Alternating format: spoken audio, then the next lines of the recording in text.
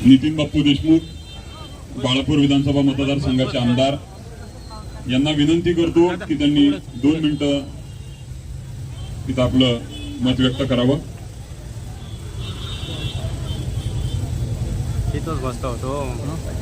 बीड जिल्ह्यातील अत्यंत दुर्दैवी घटना जे आतापर्यंत आपल्या देशात कधी घडली नाही.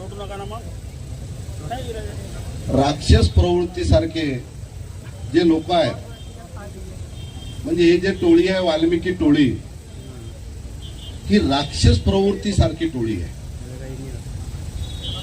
आता संपूर्ण महाराष्ट्र संशयाच्या भोवरामध्ये आहे. मी रोज या युट्यूबवर बातम्या पाहतो. संपूर्ण महाराष्ट्र संशयाच्या भोवरात यासाठी आहे की धनंजय मुंडे साहेबांनी मीडिया समोर सांगितलं होतं की होय, वाल्मिकी माझा मित्र आहे, अतिशय जवळचा आहे. मग धनंजय मुंडे साहेबांचा वाल्मिकी मित्र, वाल्मिकीची हे टोळी मित्र, आणि धनंजय मुंडे साहेब देवेंद्र फडणवीस साहेबांचे मित्र.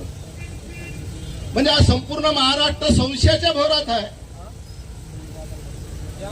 की देवेंद्र फडणवीस साहेबांचा अत्यंत विश्वासू जवळचा मित्र असलेला धनंजय मुंडे साहेब अत्यंत जवळचा मित्र आहे.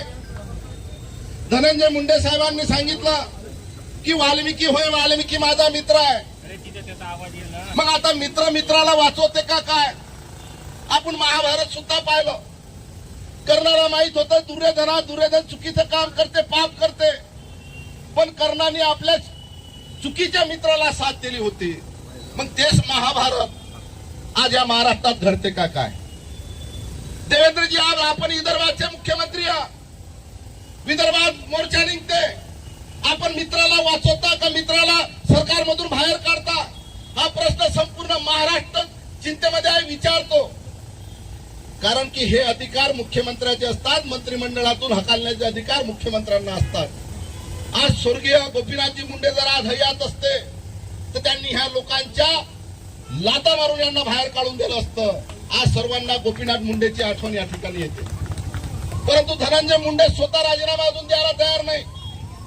धनंजय मुंडेला थोडीशी लाज जर वाटत असेल, थोडीशी त्यांना जबाबदारी वाटत असेल की माझ्या मित्रानं चुकीचं पाप केलं, भर सभेमध्ये मीडिया समोर सांगता की वाल्मिकी माझा मित्र आहे, माझा जवळचा मित्र आहे. मग तुमचा मित्र एवढा घोटाळा करतो, एवढं पाप करतो, राक्षसी सारखं कृत्य करते, तरी सुद्धा आपण राजीनामा देत ना.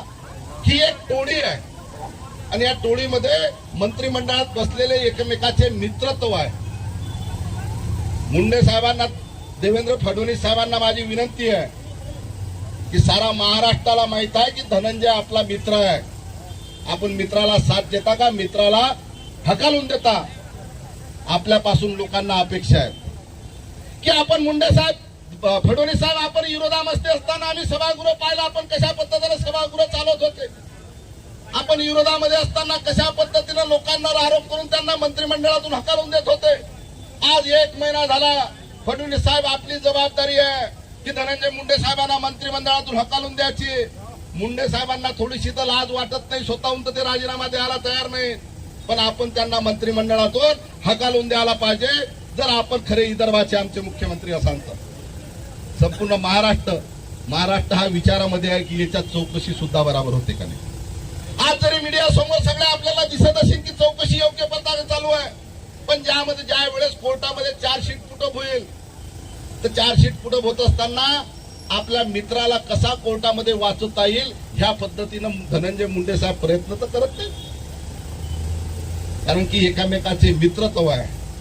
आणि जुना इतिहास पाहिला महाभारतापासून, मित्राला मित्र मदत करते, म्हणून हा धनंजय मुंडे सुद्धा आपल्या वाल्मिकी मित्राला मदत करते. म्हणून मुंडे साहेब स्वतःहून राजीनामा नसतील देत तर मुख्यमंत्र्यांनी त्यांना मंत्रिमंडळातून हकालून द्यावं अशी मी या ठिकाणी मागणी करतो.